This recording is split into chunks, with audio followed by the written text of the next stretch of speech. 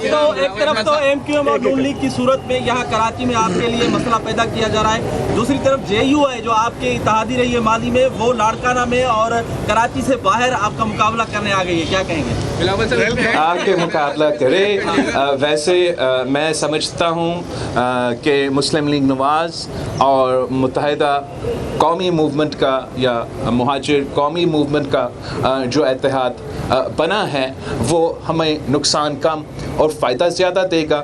جہاں تک مولانا فیضل الرحمان کی بات ہے، مولانا فیضل الرحمان صاحب کی سیاست ملک بھر میں ہے، سندھ میں بھی ہے، بلوچستان میں بھی ہے، پختونخوا میں بھی ہے، اور ہم انشاءاللہ تعالی ان سے انگیج کرتے رہیں گے اور الیکشنز بھی ساتھ بھی لڑ سکتے ہیں، ایک دوسرے کے مقابلے بھی کر سکتے ہیں، اس میں کوئی مسئلہ نہیں. چیئرمین صاحب یہ بتائیے گا، آیا یہ جو آپ کی مسلم لیگ نون کی JUI کے درمیان جو اور آپ کے مطلب الیکشن کے حوالے سے بڑی گرما گرمی چل رہی ہے، اگر آپ کے خلاف راشد محمود سومرو نہ کھڑا ہو، میاں نواز شریف کے خلاف کوئی اور آپ کا کینڈیڈیٹ نہ ہو، اور اسی طرح فضل الرحمان کے سامنے فیصل کنڈی صاحب نہ ہو، تو کیا تصویہ نہیں ہو سکتا؟ کیا ایک اتحاد کی طرح PDM کی طرح آپ چل سکتے ہیں، آگے نہیں چل سکتے؟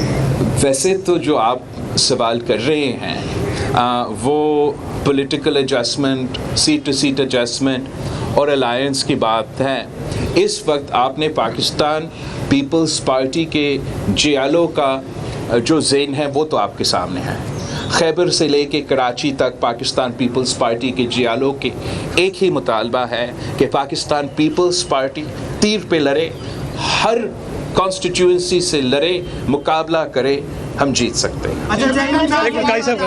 الیکشنز میں ابھی کچھ روز باقی ہیں، 1.5 مہینہ باقی ہے، تو آپ نے جب عدم اعتماد کے ذریعے عمران خان کو ہٹایا تھا، اسٹیبلشمنٹ کی جانب سے اعلان کیا گیا تھا کہ وہ آج کے بعد غیر سیاسی ہو جائیں گے. آپ سمجھتے ہیں آنے والے الیکشن میں وہ غیر سیاسی ہے؟ میرا خیال میں یہ تو ایک سفر ہے جو ہم تو 3 نسلوں سے یہ جدوجہد کر رہے ہیں، اور آگے انشاءاللہ تعالی ہمارا منزل یہی ہے کہ سارے ادارے اپنے دائرے میں رہ کے کام کریں.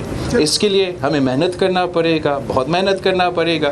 انشاءاللہ تعالی آخر ہم اس یہ جو سیاسی جدوجہد ہے اس میں بھی ہم کامیاب ہوں گے. چیئرمین صاحب میرا سوال یہ ہے کہ آپ نے کنگز پارٹی کا ذکر کیا ہے، تو کیا یہ استحکام پارٹی پنجاب میں یا کھٹک صاحب کی پارٹی KPK میں پیپلز پارٹی کے لیے کنگز پارٹی ثابت ہونے کی کوشش تو نہیں ہوگی؟ دیکھو، اس قسم کی جماعتیں کو بنانے کا میرا خیال میں ایک غلط تاثر جاتا ہے.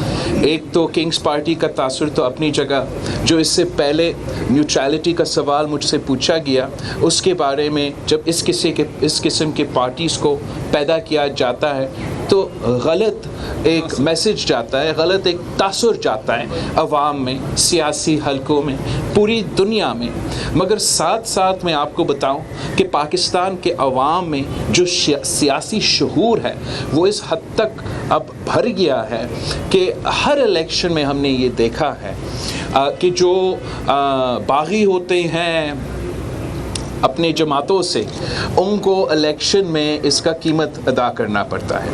اور اب جو لوگ اپنے جماعتوں سے بے وفائی کیے ہیں، اب جب وہ الیکشنز میں جائیں گے ان کو اندازہ ہوگا کہ پاکستان کے عوام جب وہ اپنے نمائندے کو منتخب کر رہے ہیں نا، تو اس وقت وہ چاہتے ہیں کہ وہ وفادار ہو، وہ غیرت مند ہو، وہ اپنے جماعتوں کے ساتھ مشکل وقت میں کھڑا ہو.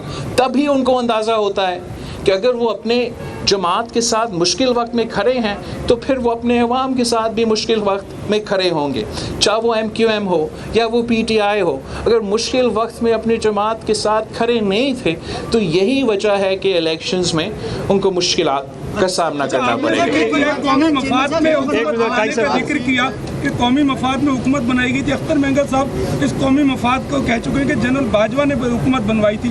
کیا واقعتاً یہ بنوائی تھی، اور کیوں قومی مفاد میں اس طرح کے فیصلے کرنے پڑتے ہیں؟ دیکھو، اب میں اس چیز پہ میں نے یہ مینگل صاحب کا کامنٹ نہیں دیکھا.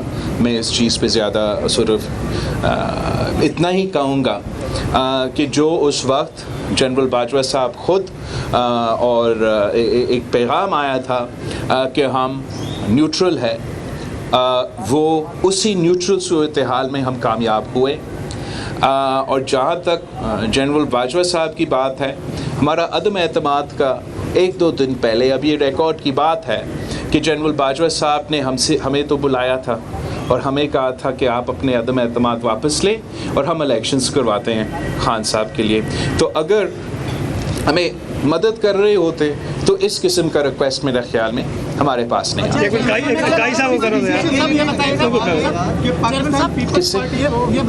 پاکستان پیپلز پارٹی کو پی ٹی آئی کے دور میں جعلی کا اس کیس کا سامنا کرنا پڑا. پی ٹی آئی کا دور سے پہلے جو بھی تھا، لیکن بنایا گیا کیسز. جی، تمام تر چیزیں یقیناً سیاسی لوگوں کا ہاتھ نہیں ہوگا، کچھ اسٹیبلشمنٹ کا بھی ہوگا، لیکن آپ لوگوں کی جانب سے جس طرح مسلم لیگ نون کی طرف سے جنرل باجوہ جنرل فیس پر الزامات عائد کیے گئے، آپ کی طرف سے نہیں ہے کہ آپ ان کی طرف سے مطمئن؟ نہیں، اٹس ناٹ اباؤٹ مطمئن. ہم اس قسم کی سیاست نہیں کرتے، ہم عوامی سیاست کرتے.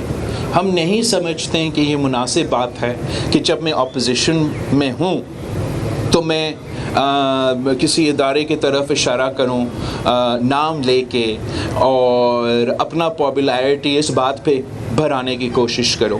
چاہے ہم اپوزیشن میں تھے یا ہم گورنمنٹ میں، ہم ایک سیاسی لحاظ سے چلانا چاہتے ہیں. ہم سمجھتے ہیں کہ آپ اپنا سپیس آہستہ آہستہ گین کر سکتے ہیں سیاسی اداروں کے لیے، سویلین اداروں کے لیے، مگر جس طریقے سے یہ ایک روایت ڈالا گیا چند پنجاب سے تعلق رکھنے والے سیاستدانوں سے کہ وہ اپنا پسندیدہ آفیسر کے بارے میں زندہ باد یا مردہ باد کے نعرے لگانے شروع کر دیے تھے، میرا خیال میں یہ ایک بری روایت شروع کیا گیا پاکستان کی سیاست میں جو بڑھتا رہا اور اب رکنا چاہیے. ایک سیکنڈ صاحب یہ بتائیے گا کہ 8 کو الیکشن ہو رہا ہے یا سلیکشن ہو رہا ہے؟ کیونکہ یہ تو ہم نہیں کہہ سکتے کہ الیکشن ہو رہا ہے یا نہیں. انشاءاللہ 8 کو ہم الیکشن کروائیں گے. چیئرمین صاحب، آپ جمہوریت پہ یقین رکھتے ہیں؟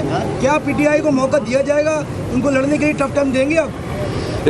جمہوریت تو کا نام ہی یہی ہے کہ سب کے پاس یہ حق ہے کہ عوام کے سامنے آئیں اور عوام سے یہ ریکویسٹ کرے کہ ان پہ اعتماد کرے، ان کو ووٹ دے. جہاں تک پی ٹی آئی کی بات ہے، وہ تو کل تک جمہوریت میں یقین نہیں رکھتے تھے، نہ آئین میں یقین رکھتے تھے.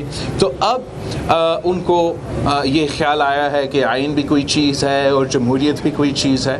میرا خیال میں یہ پی ٹی آئی کی سیاسی سفر میں ان کے لیے ایک ٹیچبل مومنٹ ہے اور بہت کچھ سیکھنے میں ان کو اب ملے گا. چیئرمین صاحب، یہ فرما دیجیے کہ آپ جب وزیر خارجہ تھے تو آپ نے افغانستان کا بھی دورہ نہیں کیا، اور اب جو نگرانوں نے جو ہارڈ پالیسی اپنائی ہے، تو کیا وہ آپ کے ہی کچھ وہ مطلب اس کو اپنایا ہے، یا پھر آپ سمجھتے ہیں کہ یہ جو یہ درست ہے؟ دوسرا یہ سر، پی ڈی ایم جب تھی تو اس وقت بھی اسٹیبلشمنٹ یہی تھی جو آج ہے، اس میں اور اس وقت میں کیا فرق دیکھ رہے ہیں آپ؟ جہاں تک افغانستان کے حوالے سے جو ہمارا پالیسی ہے، جب پی ڈی ایم حکومت تھی ہمارے اعتراضات تھے، ہمارا شکایتیں تھے، لیکن ہم انگیج رکھتے تھے. افغانستان تو میرا جو منسٹر آف اسٹیٹ ہے ربانی کھر صاحبہ، وہ خود پہنچی تھی یہاں پاکستان میں. ہم نے اسلام آباد میں نہ صرف پاکستان اور افغانستان کے درمیان ایک ڈائلاگ رکھا، مگر ایک ٹرائی پارٹائی ڈائلاگ بھی رکھا جہاں ہم چین کا وزیر خارجہ اور افغان کا وزیر خارجہ بھی ہم ساتھ تھے، تاکہ ہم اس قسم کے مسائل کو ساتھ مل بیٹھ کے اس پہ تبصرہ بھی کر سکتے تھے، ایک دوسرے کے سامنے اپنے شکایتیں رکھ سکتے تھے. میرا خیال میں مزید انگیجمنٹ کا تو ضرورت ہے. جہاں تک آج کی پالیسی ہے، مجھے اس میں وہ کلیئرٹی نظر نہیں آ رہا. ہمیں میرا خیال میں افغانستان کے جب ہم بات کرتے ہیں تو سختی ہمیں طریق طالبان پاکستان کے ساتھ کرنا چاہیے، سختی ہمیں دہشت گردوں کے ساتھ کرنا چاہیے. میں جو یہ اب جو حملے کر رہے ہیں ہمارے ادارے پہ، ہمارے پولیس انسٹیٹیوشنز پہ، ان کے پیچھے جانا چاہیے اور عوام میں اور دہشت گردوں کے درمیان ایک فاصلہ ہونا چاہیے، ایک ہمیں درار پیدا کرنا چاہیے. اور اگر ہر جگہ سختی ہوگا تو شاید اس ٹارگٹ پہ آپ مشکل سے آپ اس ٹارگٹ پہ عمل درآمد کر سکیں گے. یہ بتا دیجیے گا چیئرمین صاحب، نون لیگ نے سندھ میں بیوروکریٹ کو سندھ کا صدر بنایا، جس نے ماضی میں पीपल्स पार्टी पर आपके वालिद साहब पर मुकदमा दर्ज किए हैं, तो आप समझते हैं जो मुकदमा दर्ज उस वक्त किए गए वो जिन्हें आज ओहदा दिया गया, ये सारा क्या चक्कर?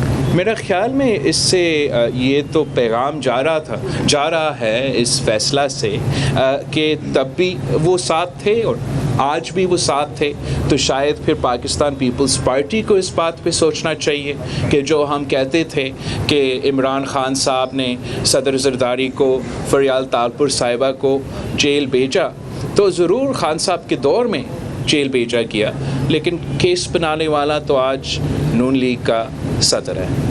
अच्छा, ये बता दें कि लाडले पैदा करने का जो अमल था वो अब खत्म हो अफगानियों गया के हवाले से जो इस वक्त पॉलिसी जारी है, बेदखल किया जा रहा है अफगानियों समेत जो गैर मुल्की गैरकानूनी तरीके से यहाँ पे रह रहे हैं उनको वापस जो बेदखल किया जा रहा है, पीपल्स पार्टी का क्या? देखो, पाकिस्तान पीपल्स पार्टी कानून का अमल दरामद का मुखालफत नहीं कर रही, मगर Pakistan peoples party human rights पे बड़ा शहीद मोहतरमा बेनज़ीर भुट्टो ने हमें ह्यूमन राइट्स का ख्याल रखने का सबक सिखाया है, और हम समझते हैं कि अगर किसी को वापस जाना है अफ़गानिस्तान तो उसको इज़्ज़त के साथ हमें भेजना चाहिए और इन चीज़ों का ख्याल रखना चाहिए। अच्छा, ये बता दें चेयरमैन साहब कि हमेशा ये रिवायत रही है कि किंग्स जमातें बनाते रहे हैं और लाडले पैदा करते रहे हैं हमारे इस्टेब्लिशमेंट। क्या जो मुल्क की मौजूदा सूरत हाल है, अब पहले भी एक एलामिया जारी हो गया था कि अब जो है ना फौज का सियासत से बिल्कुल ताल्लुक़ ख़त्म हो गया, क्या आपकी जमात पीपल्स पार्टी मुतमईन है कि आगे चलकर कोई नया तजुर्बा नहीं किया जाएगा? जमहूरियत को डीरेल करने की कोशिशें अब ख़त्म हो चुकी हैं, आगे भी क्या इसकी? जहाँ तक जमहूरियत डीरेल करने के सवाल है, मेरे ख़्याल में 18वीं तरमीम ने हमेशा के लिए वो दरवाज़े बंद किए हैं जो जमहूरियत को डिरेल करने वाली बात है।